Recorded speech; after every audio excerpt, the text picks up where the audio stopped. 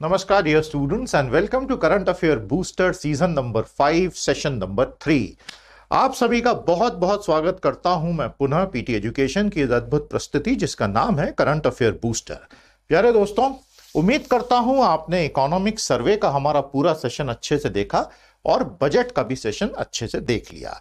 अगर आपने वो सेशंस देखे हैं तो आपको वो कैसे लगे एक बार कॉमेंट्स में बता दीजिए। आते ही आपको क्या करना है आपको पता ही है, लाइक करें, शेयर करें और अपने साथियों को भी चैनल सब्सक्राइब जरूर करवाएं। तो with your permission can we commence our season 5 session number 3? Yes we can. यह है आज का एजेंडा। हमारे एजेंडा के 8 आइटम्स आपके सामने हैं। यह हैं आज की 8 बड़ी स्टोरीज। हमारी कोशिश होती है कि करंट अफेयर बूस्टर में मैं आपको न केवल बेसिक लेवल पे इंफॉर्मेशन दूं बल्कि आपको थोड़ा सा फ्री थिंकिंग, सोचने का तरीका, पर्दे के पीछे की बातें, व्हाट गोज बिहाइंड, ये सब समझने में थोड़ी मदद करूं। And going by reaction we have been successful to a great extent, so thank you very much. ये 8 चीजें आज हम कवर करेंगे, लेकिन भैया हमेशा की तरह सबसे पहले आज हम बात करेंगे कुछ प्रेरणादायी वचनों की। So what is the motivational statement for today? हमारा आज का मोटिवेशनल स्टेटमेंट्स रिलेशनशिप को लेकर है। हम सभी अलग अलग रिलेशनशिप्स में होते हैं। पति पत्नी की रिलेशनशिप होती है, दोस्तों की होती है, बॉयफ्रेंड गर्लफ्रेंड की होती है, बच्चों की माता पिता के साथ होती है, टीचर की स्टूडेंट्स के साथ होती है। 50 तरह के रिलेशनशिप में हम लोग अपना जीवन व्यतीत करते हैं। तो आज का मोटिवेशनल स्टेटमेंट कहता है that relationships work best when you work to make the other person win और फील लाइक हैविंग वन। अगर आप चाहते हैं कि रिलेशनशिप बहुत लंबे समय तक आपकी चले तो उसके लिए बड़ा आवश्यक है कि रिलेशनशिप में जो दूसरा व्यक्ति है आप उसे विनिंग का सेंस दें या एक्चुअली उसकी विनिंग होने दें। लेकिन अगर आप रिवर्स करते हैं कि हमेशा you want to beat the other person in some way, हराना चाहते हैं आप, बीटिंग एंड फिजिकल बीटिंग तो बिल्कुल ही नहीं, नहीं तो रिलेशनशिप ही खत्म हो जाएगी और आप जेल में दिखाई देंगे। आप दूसरे को हराना चाहते हैं हमेशा, छोटी छोटी बातों में, तर्कों में, आर्ग्यूमेंट्स में, किसी भी तरह से फाइनेंशियल डीलिंग्स में, तो वो रिश्ते चल नहीं पाएंगे। लंबे समय में वही रिश्ते चल पाते हैं where you put in effort to make the other person feel that he और शी इज विनिंग। फिर वो भी वैसा ही प्रयास करता है और रिलेशनशिप बड़ी मधुर हो जाती है। छोटी सी बात है, लेकिन जिनमें बहुत स्ट्रांग ईगो होता है वो लोग ऐसा कर ही नहीं पाते और वो जिंदगी भर फ्रस्ट्रेटेड घूमते रहते हैं कि यार ऐसा क्यों हो रहा, why are relationships not working out. बात समझ में आई आपको? आप में से कितनों के साथ ये प्रॉब्लम है? आप फ्रैंकली हमारे साथ शेयर करें कमेंट थ्रेड में। एंड आई होप ये छोटी छोटी बातें आपको जीवन में बड़े बड़े सत्य समझने में मददगार होंगी। तो शुरू करते हैं काम।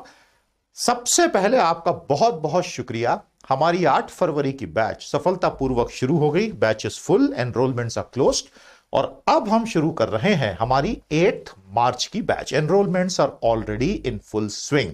आज के आज एनरोल कर लें। इकोनॉमी क्रैकर कोर्स हमारा 8 मार्च से प्रारंभ होगा। इससे बढ़िया कोर्स आपको इकोनॉमी और फाइनेंस के फंडामेंटल चीजें सीखने के लिए मिलेगा नहीं। बहुत बढ़िया कोर्स है, तुरंत साइट पर आएं और एनरोल करें। और कॉम्बो में तो अद्भुत 4 कोर्सेस हैं जो ऐसा वैल्यू फॉर मनी है कि पूछिए मत। पहले 3 कोर्सेस आपको 6 महीने के लिए मिलेंगे और इंग्लिश क्रैकर का हमारा 100 सेशन का कोर्स है। जबरदस्त कोर्स है अंग्रेजी सीखने के लिए। तो ये सभी के लिए एक आइडियल प्रोग्राम है। आइए एनरोल कीजिए और जीवन में आगे बढ़िए।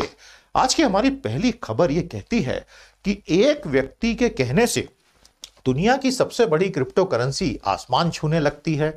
अब वो व्यक्ति, उसके लिए मैवरिक एंटरप्रेन्योर एलॉन मस्क होना जरूरी है। लेकिन दरअसल बात इतनी सीधी नहीं है। कई लोग कहते हैं कि ऐसा करने के पीछे एलॉन मस्क के अपने कुछ वेस्टेड इंटरेस्ट भी हो सकते हैं। आइए देखते हैं। तो खबर क्या है दोस्तों? खबर यह है that Elon Musk and the bitcoin story में हमें यह पता चला कि एलॉन मस्क की कंपनी टेस्ला ने जो अमेरिका में एसईसी की फाइलिंग की, हर कंपनी को वहां का जो सेबी है, सिक्योरिटीज एंड एक्सचेंजेस कमीशन, उसमें अपना साल भर का लेखा जोखा जमा कराना पड़ता है, जैसे भारत में सेबी में करना पड़ता है। तो एसईसी की फाइलिंग जब पब्लिक डॉक्यूमेंट बन के रिलीज हुई तो उसमें कंपनी ने बोला, टेस्ला कंपनी ने, इनकी बहुत सारी कंपनियां, टेस्ला एक लीडिंग कंपनी है इनकी, हालांकि दुनिया में ऑटोमोबाइल के बाजार में टेस्ला एक छोटी कंपनी है, आप समझ रहे हैं, revenue wise, market share wise, लेकिन वैल्यूएशन वाइज टेस्ला बहुत बड़ी कंपनी बन गई है। Valuations are always forward looking revenues are always today looking, ये दोनों के बीच का बेसिक फर्क होता है। Anyway, so my dear student, securities और एक्सचेंजेस कमीशन की जो फाइलिंग थी उसमें पता चला इन्होंने $1.5 अरब का बिटकॉइन खरीदा है हाल ही में। तो जब ये खबर मार्केट में फैली तो इलॉन मस्क के तो करोड़ों लोग दीवाने हैं, प्रशंसक हैं। तो जिन लोगों को बिटकॉइन को लेके थोड़ा बहुत भी संदेह था कि ये तो सब नकली है, फर्जी है, क्रिप्टो क्या होता है, ये तो सब गैंगस्टर्स यूज करते हैं और ये तो सब ड्रग्स के धंधे वाले यूज करते हैं और ये तो कभी भी बैठ जाएगा और ये तो कुछ है ही नहीं, 50 कारण है इसको नफरत करने के, वो लोग भी अपनी नफरतें छोड़ के क्रिप्टो के मार्केट में कूद पड़े। भारत के बहुत सारे एक्सचेंजेस हैं, ज़ेप पे है और बहुत सारे वजीर एक्स है, उसमें लोग आए और 4 गुना ज्यादा लोगों ने क्रिप्टो खरीदना शुरू कर दिया, बेचना शुरू कर दिया, ट्रेडिंग शुरू कर दी। तो ये इलॉन मस्क का जादू था और अचानक से लोगों को समझ में आया कि क्रिप्टो की जो है एक बहुत बड़ी ट्रांजिशन फेस पार कर गया है और उसके लिए एक बहुत अच्छा शब्द है मैनेजमेंट की भाषा में, उसको कहते हैं मेन स्ट्रीमिंग हो गई है क्रिप्टो की। क्या हो गया भैया? Main streaming. मेन स्ट्रीमिंग का क्या मतलब होता है? जब कोई चीज शैडोज में से निकल के मुख्य दरवाजे पर आ जाती है। So this is the main streaming of crypto, यानी कि बिटकॉइन। सिर्फ इतना ही नहीं, इलॉन मस्क ने एक चीज और बोली कि मैं भविष्य में टेस्ला की गाड़ियां खरीदने बेचने के लिए बिटकॉइन अलाउ करूंगा। अब इसकी वजह से तो आग ही लग गई और लोगों को यह समझ में आया कि भाई बिटकॉइंस जो हैं, क्रिप्टो करेंसीज जो हैं, ये तो दुनिया में एकदम चरम पे चली जाएंगी और फिएट करेंसीज का ऑल्टरनेटिव बन जाएंगी। फिएट करेंसीज समझते हैं क्या होती है? बताइए हमें। तो इसकी वजह से बिटकॉइन की कीमत बहुत तेजी से बढ़ी। आई hope this is very clear. तो जैसे ही इन्होंने बताया कि भैया हमने $1.5 अरब के बिटकॉइंस खरीद लिए हैं, तो लोगों को यह समझ में आया कि चलो फाइनली एक आखिरी जो मन में एक ऑब्स्टिकल होता है इन्वेस्टर्स के, वो भी दूर हो गया। Tesla will start accepting BTC for payment soon. Bitcoin को ये पेमेंट्स के लिए एक्सेप्ट भी करना शुरू कर रहे हैं। और अगर दुनिया की सारी बड़ी कंपनियां अपने रिजर्व्स का 1% भी डाल दें बिटकॉइन में, तो लोगों को ये लग रहा है कि आज इसकी कीमत अगर $40,000 या $45,000 हो गई थी, अभी तो गिर गई पिछले 2 दिनों में, तो ये तो हो सकता है $1,00,000 $2,00,000 तक चली जाए, क्योंकि टोटल तो 21 मिलियन फिक्स्ड ही है ना। माइनिंग हो के कितने निकलेंगे, सातोशी नाकामोटो फिक्स करके गए हैं। अब वो आदमी कौन है, औरत कौन है, किसी को पता भी नहीं है और इसलिए लोग उसमें कूद रहे हैं। So my dear students, bitcoin की जो कहानी है, उसकी जो वैल्यू का ग्राफ है वो आपके सामने है। ऑल्दो कल किसने देखा है, कल किसने जाना है, कल क्या हो ये किसी को नहीं पता, लेकिन अभी की स्थिति ये है। लेकिन हमारी सरकार कन्विंस नहीं है भैया। भारत सरकार बोल रही है कि हम तो भारत में सारी प्राइवेट क्रिप्टो करेंसीज बैन करने वाले हैं। अब देखा जाए तो बिटकॉइन प्राइवेट क्रिप्टो करेंसी तो है नहीं, वो तो एक पब्लिकली हेल्ड ब्लॉकचेन लेजर में कैद है, तो प्राइवेट कैसी हुई? लेकिन अल्टीमेटली नॉन सोवरेन तो है ही। तो भारत सरकार बहुत जल्दी एक कानून लाने वाली है जिसमें क्रिप्टो करेंसी पर शायद बैन लग जाए, शायद ना भी लगे। अभी सरकार ने क्लियरली बोला नहीं है, लेकिन यह एक बहुत बड़ा भूकंप आ सकता है। तो अगर ऐसा कानून आया, मेरी पर्सनल ये राय है कि यह एक रेट्रोग्रेड स्टेप होगा, यह गलत स्टेप होगा। आप एक रेगुलेटरी स्ट्रक्चर बनाइए, crypto assets regulator of India, और उसे बोलिए कि इन सब चीजों का रेगुलेशन करे। एक नए मार्केट का गला मत घोटिए, ये मुझे लगता है। एनीवे, मेरे लगने से तो कुछ होगा नहीं, जो ठाकुर साहब को लगेगा वही होगा। वैसे तो ठाकुर जी को लगता है वही होता है। एनीवे, बिटकॉइन ट्रेड भारत में बहुत तेजी से बढ़े और ये हमारे प्यारे इलॉन मस्क साहब का करिश्मा था। तो आपको कहानी समझ में आई कैसे ये सब इवॉल्व हो रहा है। तो 5,000 से ज्यादा क्रिप्टो करेंसीज दुनिया में हैं। कुछ बड़ी एप्लीकेशन ओरिएंटेड हैं जैसे कि इथीरियम, कुछ प्योरली एक स्टोर ऑफ वैल्यू और ट्रांजैक्शन ओरिएंटेड है जैसे कि बिटकॉइन। तो ये कहानी आने वाले समय में बहुत गर्म हो जाएगी दोस्तों, और हम आप तक ये गर्मा गर्म कहानी लाते रहेंगे। इससे पहले कि म्यांमार पे चले, आज का पहला सवाल नोट कर लें। वॉलंटियर्स इन सवालों को जरा कंपाइल करते चलो, उत्तर देते चलो, सभी लोग पार्टिसिपेट करते चलो, तभी मजा आएगा। और जरा टेस्टिमोनियल्स भी बढ़िया बढ़िया लिखो यार। टेस्टिमोनियल की लिंक नीचे कमेंट्स में हमने दी है। प्यारे प्यारे टेस्टिमोनियल्स लिखो तो आपकी तस्वीर के साथ हम आपको यहां शोकेस करेंगे। माय डियर स्टूडेंट्स, आज का हमारा पहला सवाल, can bitcoin ever become a parallel power centre of the fiat currencies of the world? क्या बिटकॉइन जैसी क्रिप्टो मुद्राएं, कूट मुद्राएं, दुनिया भर की आधिकारिक सरकारी मुद्राओं के समानांतर एक शक्ति का केंद्र, वित्तीय शक्ति का केंद्र कभी बन सकती है? बहुत प्यारा सवाल है, उत्तर दीजिएगा। आते हैं अब हम म्यांमार की कहानी पर। म्यांमार में जो कू हुआ, कू कू का मतलब होता है कोयल जो कुहू कुहू करती है, वो वाला कू, पी साइलेंट है। तो म्यांमार की सेना ने भी कोयल की तरह कुहू कुहू कर दिया और उन्होंने बोला यार ये सत्ता जो है ना ये हमारे हाथ में आई नहीं। और ये नवंबर में जो है चुनाव हुआ जिसमें ऑंग सॉन्ग सूची, जो कि म्यांमार के फाउंडर फादर ऑंग सॉन की सुपुत्री हैं और काफी लंबी लड़ाई आपने डेमोक्रेसी के लिए लड़ी। नवंबर 2020 में चुनाव हुए, उसमें एक तरफा जीत ऑंग सॉन्ग सूची के ग्रुप की हो गई और सेना बहुत बुरी तरह से अपनी भद पिटा के चुप बैठना पड़ा। अब म्यांमार की सेना चुप बैठने वालों में से तो है नहीं, तो म्यांमार की सेना ने क्या किया, अचानक से फरवरी में अपने टैंक्स निकाले, आर्मर्ड पर्सनल कैरियर निकाले, बंदूकें निकाली और सब तरह से सत्ता पर कब्जा कर लिया। ऑंग सॉन्ग सूची के साथ में बाकी सबको हाउस अरेस्ट में, डिटेंशन में, जेल में ठूंस दिया। वहां की सेना का नाम है तात्मादाव। तो म्यांमार की जो पूरी कहानी है प्यारे दोस्तों, वो पिछले 70 सालों में तात्मादाव के आसपास ही घूमती रही है। म्यांमार में मिलिट्री शासन बहुत लंबे समय तक चलता रहा और दरअसल ये जो पूरा बर्मा का क्षेत्र था ये बहुत सारे नस्लीय समूह हुआ करते थे, ये एक देश तो था नहीं। दक्षिण एशिया का पूरा आधुनिक ढांचा जैसे अंग्रेजों ने तैयार करके दिया, उसी प्रकार म्यांमार बर्मा के भी टिम्बर के जंगल, लकड़ी के जो पूरे बड़े बड़े बरगद, बड़े बड़े पेड़ों के जो बड़े बड़े जंगल थे, timber to be used in Europe, वो लालच को देख के अंग्रेज यहां घुसे थे बर्मा में।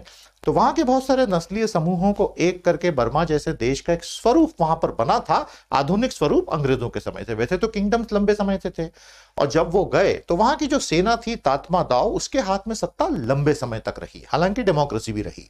तो ये कहानी है म्यांमार की मिलिट्री की, बहुत ही ब्रीफ। और अब इन्होंने कू कर लिया और उन्होंने सब कुछ अपने हाथ में ले लिया। तो जब ऐसा हुआ तो इन्होंने बिल्कुल वही किया जो डोनाल्ड ट्रंप साहब ने अमेरिका में किया, जिनके ऊपर सेकंड इंपीचमेंट हो गया और अब ट्रायल चल रही है सेनेट में। तो वो अगर उसमें कन्विक्ट हो गए तो अरेस्ट हो जाएगी। तो म्यांमार की मिलिट्री ने बोला कि भाई ये सारे चुनाव ही घोटालेबाज हुए हैं, आप देख लीजिए। तो इलेक्शन कमीशन ने म्यांमार के कहा कि कहां घोटाला हुआ, आप सबूत तो दीजिए। अब मिलिट्री से तो कोई ज्यादा बहस कर नहीं सकता, because you are at the wrong end of the barrel of the gun. तो लोग चुप ही रहना प्रेफर करते हैं। कू हो गया and people are out on the streets protesting. तो ये आप देख रहे हैं दोस्तों, ये म्यांमार के आंदोलनजीवी खड़े हैं और ये सब सेना को बोल रहे हैं कि कितनी भी बौछारें हमारे ऊपर तुम बिल्कुल बरसा लो, हम तो कहीं नहीं जा रहे। जितने बाजू इतने सर, गिन ले दुश्मन ध्यान से, हारेगा वो हर बाजी जब खेले हम जी जान से। ये म्यांमार के लोग अपनी भाषा में गाना गा रहे होंगे, बॉलीवुड से प्रभावित तो रहते ही, सारी दुनिया ही है प्रभावित, पूछो ही मत। सो माय डियर स्टूडेंट्स, ये म्यांमार की कहानी है। अब अगर आप देखेंगे जियो स्ट्रेटेजिकली ये बड़ा इंपॉर्टेंट देश है, चीन के लिए तो इंपॉर्टेंट है ही, भारत के लिए उससे ज्यादा इंपॉर्टेंट है। हालांकि अगर चीन म्यांमार के साथ 10 यूनिट व्यापार करता है तो भारत 1 यूनिट व्यापार करता है, स्केल का फर्क है। अब आप अगर देखेंगे ध्यान से प्यारे दोस्तों, तो भारत के जितने भी नॉर्थ ईस्टर्न स्टेट्स हैं, उत्तर पूर्वी राज्य, इनकी सबकी अपनी अपनी अलग अलग समस्याएं लंबे समय से बनी रही, सदियों से बनी रही, आजादी के बाद भी बनी रही। और यह इंसर्जेंसी मूवमेंट चलती है ना, अलग अलग प्रकार के छोटे बड़े विद्रोह चलते रहते हैं, सरकारों ने अलग अलग ढंग से सुलझाने का, कुचलने का वगैरह प्रयास किया है। आफ्सपा लगा रहता है, 6-6 महीने रिन्यू होता रहता है। यहां से जो इंसर्जेंट्स हैं वो भाग जाते हैं म्यांमार में। तो भारत ने कई सालों से म्यांमार की सेना तात्मादाव से दोस्ती कर रखी है और हमारी सेना म्यांमार में अंदर घुस जाती है, तात्मादाव अलाव करता है कोऑर्डिनेशन के साथ, और हम इंसर्जेंट्स को वहां निपटा के वापस आ जाते हैं। ये एक बहुत बड़ा हमारे हाथ में लीवर है जो हम खोना नहीं चाहते। तो we can not really end up damaging the relations with the Myanmar army. ये समझ में आया आपको? और उसके अलावा भी इस पूरे क्षेत्र में, क्योंकि चाइना एक्सेस चाहता है बे ऑफ बंगाल को डायरेक्टली, ताकि उसका मलक्का स्ट्रेट का चोक पॉइंट का झगड़ा कम हो जाए, इसलिए भी हमारे लिए बहुत इंपॉर्टेंट है कि हम इनसे रिश्ते खराब नहीं कर सकते। हालांकि हम एक डेमोक्रेटिक देश हैं और हम हमेशा ऑंग सॉन्ग सूची को ही प्रिफर करेंगे, लेकिन अब हम खुल के वैसा फिलहाल तो नहीं बोल सकते।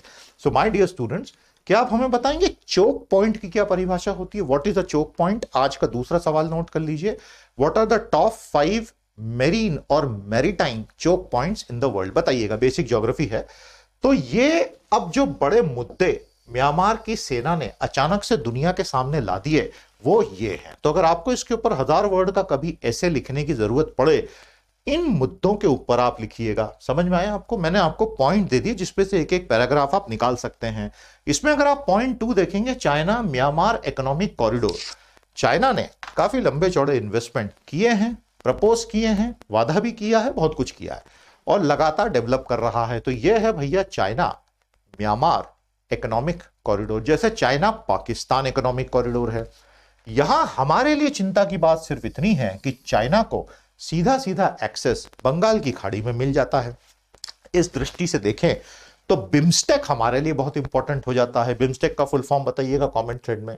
तो यह है चाइना म्यांमार इकोनॉमिक कॉरिडोर की एक बिल्कुल छोटी सी झलकी। समझ में आया आपको?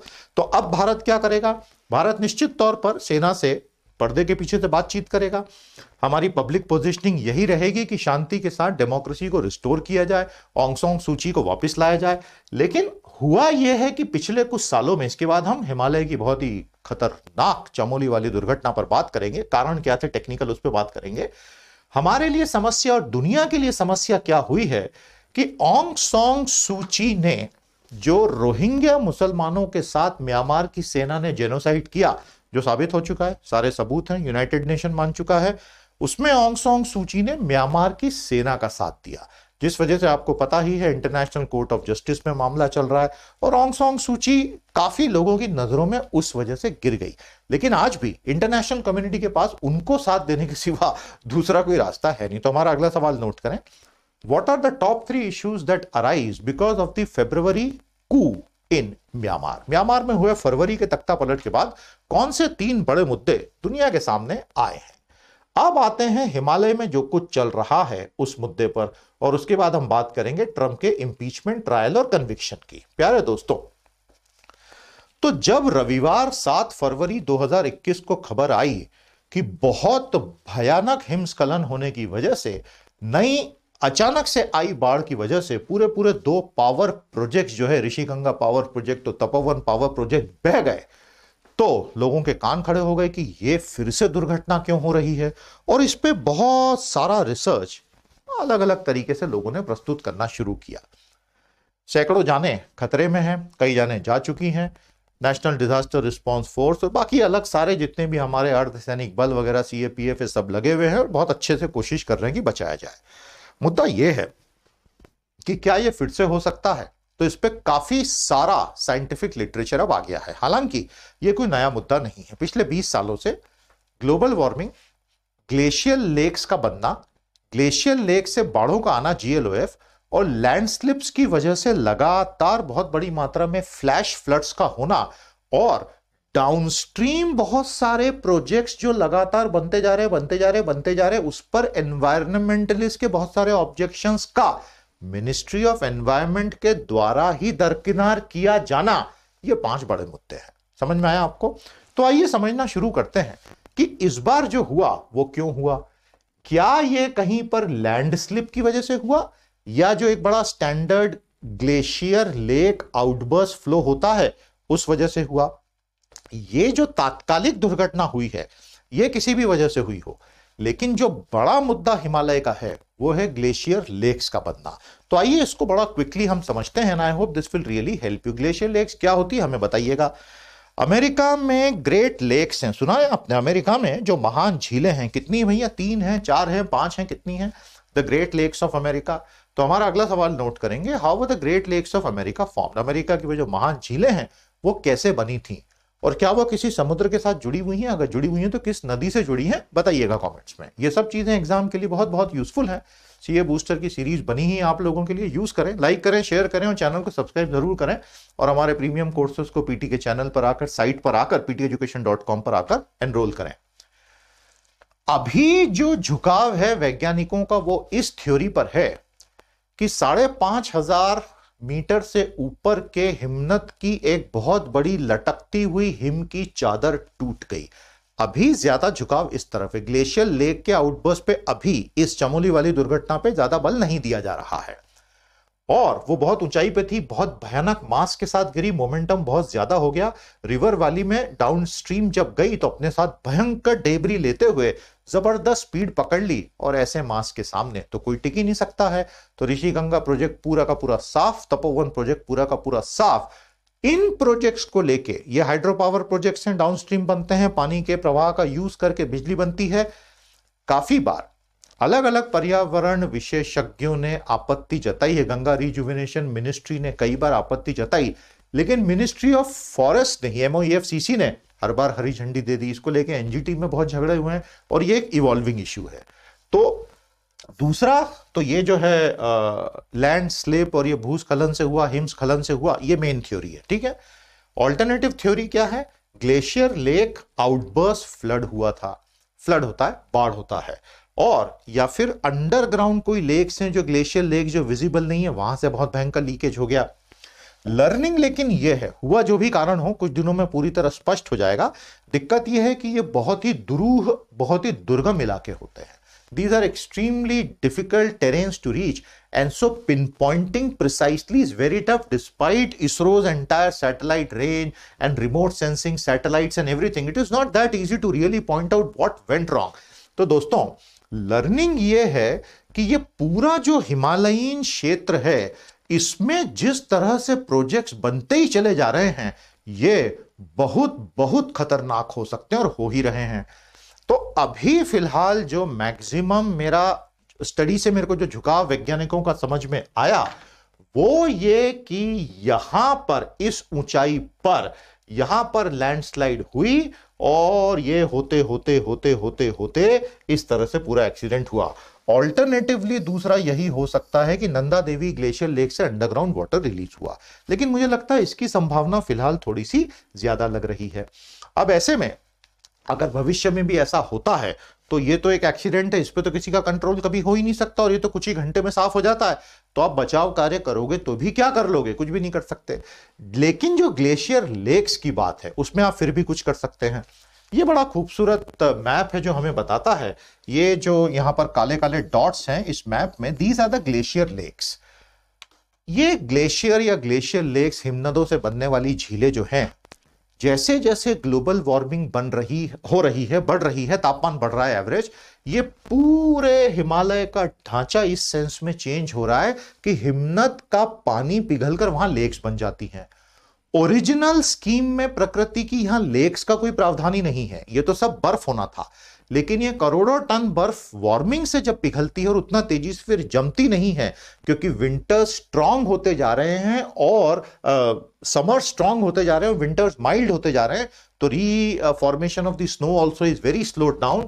ये सब तरफ आप देखेंगे, ये काले काले डॉट जो हैं ये झील है, उनके साइज मतलब आकार झील का। PDF डाउनलोड करके जूम इन करके पढ़िएगा। PDF आपको लिंक में हम हमारा वेब पेज देते हैं, वहां वीडियो भी है, क्विज भी है, PDF भी, जाते हैं ना आप उस पर कंफर्म कीजिएगा। तो ये है प्यारे दोस्तों झीलों की कहानी, और ये यहां पर बताया डीफ्रॉस्टिंग ऑफ हिमालय चल रहा है।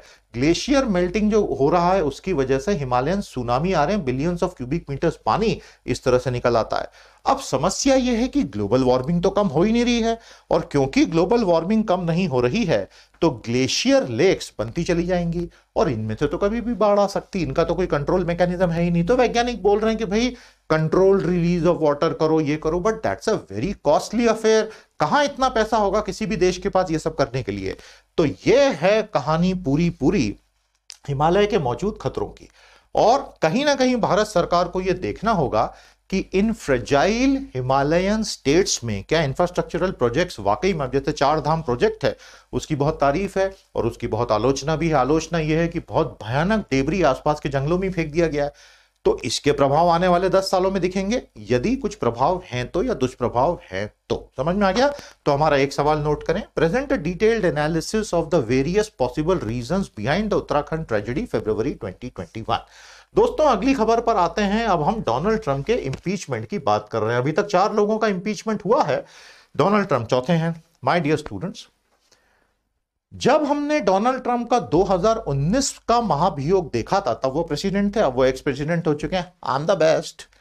उस महाभियोग में कन्विक्शन सेनेट से नहीं हुआ था क्योंकि रिपब्लिकन्स के कंट्रोल में था, तो वो साफ बच के निकल गए थे और उनका प्रेसिडेंशियल टर्म पूरा हुआ। 6 जनवरी को यूएस कैपिटल में हिंसा हुई, उस पर हमने विस्तार में बात की है, और अनेकों सबूतों के आधार पर सेकंड इंपीचमेंट डेमोक्रेट ने शुरू किया जो बाइडेन की जैसे ही शपथ विधि समारोह इनॉग्रेशन पूरा हुआ तब। Ex president Donald Trump second impeachment trial began in right earnest. ये पहले इंपीचमेंट के 370 दिन बाद हुआ। इस बार उन पर आरोप है कि तुमने देश के खिलाफ ही सशस्त्र विद्रोह करवा दिया। पहली बार सोचिए, अमेरिका के राष्ट्र। And the first one in fact was high crimes and misdemeanors, क्योंकि उसमें रूस के साथ आपका कोल्यूजन है चुनाव जीतने के लिए 2016 में फेसबुक की मदद से वगैरह। Global chief election commissioner mark Zuckerberg वगैरह सब इन्वॉल्व थे उसमें। He is now accused of incitement of insurrection, यानी विद्रोह को आग में घी डालने का काम करना। और इनके वकील बोल रहे हैं इन्होंने थोड़ी किया, इनके दामाद जेरेड कुश्नर ने बोला था करो नुकसान नहीं होगा, इसलिए मतलब दामाद दी भी निपट जाएंगे साथ में। 56-44 वोट, ये बहुत इंपॉर्टेंट है। ट्रंप के डिफेंस लॉयर ने सेनेट में, जहां फाइनली ट्रायल होना है, कन्विक्शन होना है, गिरफ्तारी संभावित होनी है, 56-44 वोट हुआ। 50-50 है वहां तो डेमोक्रेट्स और रिपब्लिकन्स। इसका मतलब जीओपी यानी ग्रैंड ओल्ड पार्टी यानी रिपब्लिकन पार्टी के बहुत सारे सेनेटर्स ने भी ट्रंप के खिलाफ जाकर बोला कि नहीं, ट्रायल तो होगा। समझ में आए, ये बहुत बड़ा एक टर्निंग पॉइंट है। जहां तक ज्यूरिसडिक्शन का सवाल था, सिंपल मेजॉरिटी चाहिए थी, लेकिन फाइनल की मतलब सेनेट में ये आगे बढ़े कि नहीं, उसके लिए मिनिमम 51% चाहिए, तो उससे थोड़ी ज्यादा हो गई। और फाइनली कन्विक्शन के लिए 66% चाहिए। ठीक है, ये कुछ चीजें हैं, ये याद रखिएगा। और 6 रिपब्लिकन्स ने डेमोक्रेट्स के साथ हाथ मिलाकर ये तय कर लिया कि भाई ये तो होना चाहिए। तो ये बहुत बड़ा टर्निंग पॉइंट है, क्योंकि अब अमेरिका के बहुत भारी तरीके से पोलराइज पॉलिटिकल माहौल में ये जो 6 रिपब्लिकन सेनेटर्स ने ट्रंप के खिलाफ बात की है, तो जनता उनको छोड़ेगी नहीं। और वहां तो हिंसा की बातें बहुत आम हो गई हैं। तो अब आने वाले महीनों में जो बाइडेन कैसे इन चीजों से निपटते हैं, फिलहाल तो वो पैंडेमिक में उलझे हुए हैं, कोशिश कर रहे हैं वैक्सीनेशन रोल आउट की, उसमें बहुत दिक्कतें आ रही हैं। उस हिसाब से तो भारत का वैक्सीनेशन रिलेटिवली काफी स्मूथ चल रहा है। यूरोप में भी दिक्कतें हैं, 6 महीने में वो बोल रहे हैं कि हम कंट्रोल कर लेंगे। 2021 इकोनॉमिकली प्रैक्टिकली वॉश आउट होने वाला, ये आप मान के चलिए। तो ये डोनाल्ड ट्रंप की इंपीचमेंट और कन्विक्शन की वर्तमान कहानी है। अभी तक के जो 4 महारथी हैं और इनकी क्या क्या कहानियां कब कब रही, starting with Andrew Johnson 1868, Richard Nixon Watergate scandal वाले 1972, और यही थे जिन्होंने गोल्ड स्टैंडर्ड ऑफ डॉलर को रातों रात खत्म करवा दिया था 71 में। बिल क्लिंटन साहब, हिज एमोरस एडवेंचर्स, और डोनाल्ड ट्रंप साहब जिन्होंने इंसरेक्शन ही करवा दिया। तो हमारा अगला सवाल नोट करेंगे, explain the step wise process of impeachment of the American president. तेजी से आगे बढ़ते हैं दोस्तों। अब हम बात करेंगे भारत सरकार के बजट में एक बहुत ही खतरनाक सत्य की, और वो सत्य यह है, सरकार जितने भी टैक्सेस कमा रही है उसका 50% से ज्यादा सरकार सीधे सीधे अपने पुराने लिए हुए कर्जों पर ब्याज चुकाने में दे रही है। मैंने आपको बजट का बहुत लंबा चौड़ा सेशन पढ़ाया। अब आने वाले समय में मैं बजट की कुछ मजेदार ऐसी बातें, छोटी छोटी बातें जो एक ही सेशन में नहीं ली जा सकती, आपके साथ शेयर करते चलूंगा। ये याद आ गया आपको? तो मैंने आपको क्या बताया था, पब्लिक फाइनेंस की ब्यूटी होती है कि आप हमेशा राइट साइड से शुरू करते हो। आप पहले तय करते हो खर्चा कितना करना है, फिर आप तय करते हो कि मैं पैसा कहां से लाऊंगा। प्राइवेट लोग तो ऐसा कर नहीं सकते, नहीं तो हम जेल में दिखेंगे। सरकार ने बोला कि हम 34.83 लाख करोड़ यानी 34.83 ट्रिलियन रुपए खर्च करेंगे। ये आपने बजट का सेशन मेरा देख लिया होगा, इस सीजन का पहला सेशन था, प्लेलिस्ट में देख लेना। उसमें मैं टैक्स से कमाता हूं, नेट टैक्स रिसीट स्टेट्स को देने के बाद, नॉन टैक्स रेवेन्यू से कमाता हूं, याद है ना 1 2 3 बताया था आपको, जिसमें मेरे डिविडेंड्स आ गए सारे इंस्टीट्यूशंस के सरकारी, और नॉन डेट कैपिटल रिसीट से कमाता हूं, डिसइन्वेस्टमेंट वगैरह से। और चौथी चीज क्या है, बोरोइंग, बाजार से कर्जा लेके कमाता हूं। समझ में आया? और जो मैं खर्चे करता हूं मेरे सारे प्यारे दोस्तों, उसमें इंटरेस्ट पेमेंट एक बहुत बड़ा खर्चा होता है। ये रहा इंटरेस्ट पेमेंट, दिखाई दे रहा है यहां पर आपको। तो अब अगर मैं कंपैरिजन करूं तो एक बहुत डेंजरस चीज कंपैरिजन में सामने आती है। मैंने अभी आपको जो बताया वो आपको यहां पे समझ में आ जाएगा। सरकार पहले 34.83 लाख में रेवेन्यू एक्सपेंडिचर करूंगी, capital expenditure, interest expenditure, grant, ये सब मिलकर 34.83 हो गया। उसमें 1 2 3 और ये है बाजार से पैसा उठाना। तो सरकार पहले यह तय कर लेती है, और ये टोटल अमाउंट जो तय होता है उसमें कैपिटल रिसीट डेट जब जुड़ जाती है तो एक्सपेंडिचर के बराबर दोनों तरफ बैलेंस हो जाता है। फिस्कल डेफिसिट जो होता है वो होता है पूरा आपका जो एक्चुअल रेवेन्यू है माइनस जो आपके एक्सपेंसेस हैं, इसी को फिस्कल, और उसमें आप डेट को अलग रखते हो। ये सब पढ़ा दिया आपने, ठीक है, ये बहुत अच्छा चार्ट था, इसे लगा दिया। इस साल की सच्चाई बहुत घातक है, बहुत शांति से सुनना। भारत सरकार के ब्याज के पेमेंट इस साल 8,10,000 करोड़ के होंगे, जो टोटल एक्सपेंडिचर का तो 20% ही होगा, लेकिन एक्सपेंडिचर में तो खर्चा ये ना, आपने जो बाजार से बोरो किया आप उस हिसाब से मैनेज करते आते हो। Interest payment as a proportion of total tax इस साल 50% क्रॉस कर जाएगा। इसका मतलब समझते हैं, भारत की सरकार टोटल टैक्सेस में जितना भी कमाने वाली है इस साल अगले साल, उसका आधे से ज्यादा सिर्फ ब्याज चुकाने में चला जाएगा।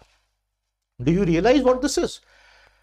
This basically means that the amount of money we need to truly spend on things that matter is shrinking with every per. अब हर वर्ष वो कम होता जा रहा है। तो आप बोलेंगे सर क्या और कर्जा ले लो। अरे भाई, तो उस केस में तो इंटरेस्ट पेमेंट और बढ़ेंगे। तो सर फिर इससे बाहर निकलने का तरीका क्या है? एक ही तरीका है जो हमने बताया था आपको पिछले सेशंस में। क्या तरीका बताया था? जल्दी आप हमें बताओ। आपको साइज ऑफ द पाई बढ़ाना पड़ेगा, जीडीपी बढ़ाना पड़ेगा, और कोई तरीका ही नहीं है। दूसरा तरीका यह है कि डिसइन्वेस्टमेंट करो, लैंड मोनेटाइजेशन करो। वो सब वन टाइम इश्यूज हैं, और वो एक्चुअल रेवेन्यू साइड के इश्यूज है ही नहीं। वो तो you are patching up using unconventional methods and you should do it, there is no problem, but वो सही तरीका नहीं है ना। तो यह है भारत के बजट की आने वाले सालों की बहुत बड़ी सच्चाई। मैंने सोचा इस एंगल से भी पढ़ाया जाना चाहिए। तो मेरा अगला सवाल नोट करें, explain the relationship between interest payments and the net tax collection of the government of India. और बहुत सारी छूटें जो भारत सरकार देती आई है टैक्सेस में, उसका नेट नेट परिणाम आज हमारे सामने है। एक बहुत ही अजीबो गरीब घटना हुई जब मैंने हमारे वीके सिंह साहब का एक स्टेटमेंट पढ़ा, जिस पर मुझे अभी भी यकीन नहीं हो रहा है। वीके सिंह साहब जूनियर मिनिस्टर हैं भारत सरकार में, आप सेना प्रमुख भी रह चुके हैं।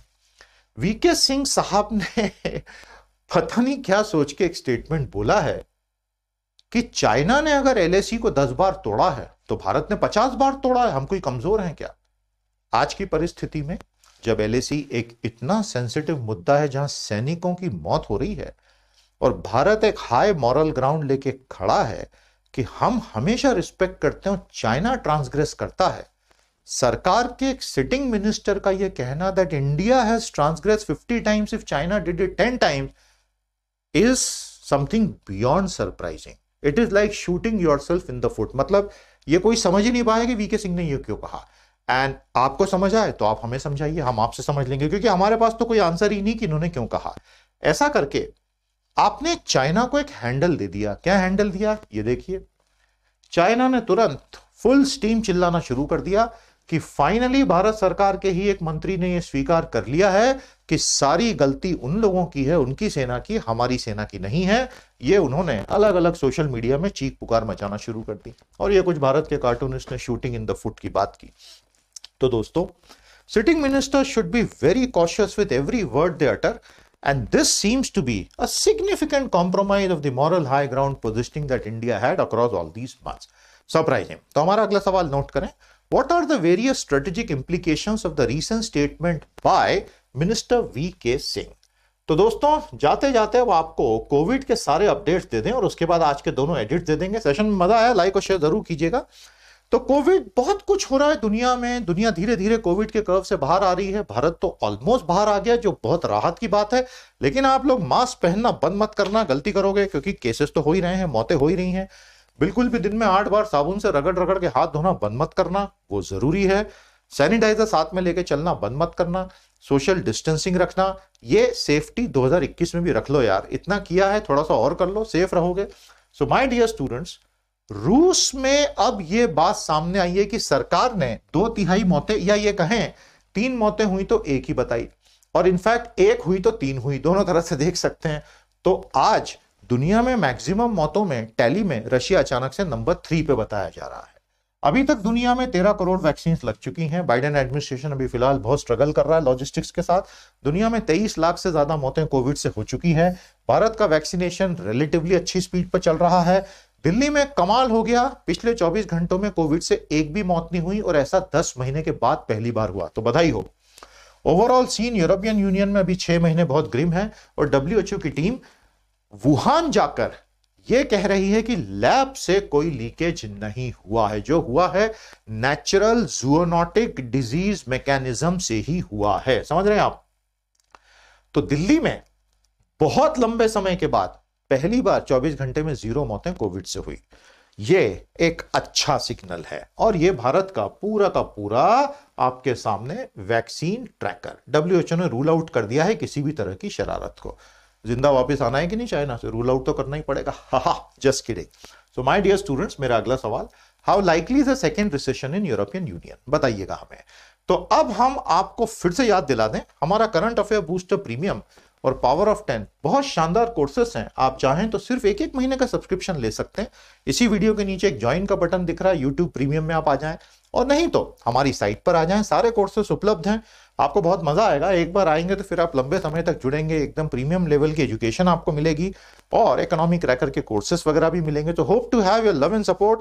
जितने भी हमारे प्रीमियम के स्टूडेंट्स हैं और ये सेशन देख रहे हैं, जरा कॉमेंट थ्रेड में प्यारी प्यारी बातें करो, लोगों को मोटिवेट करो यार ज्वाइन करने के लिए, मजा आ जाए जरा।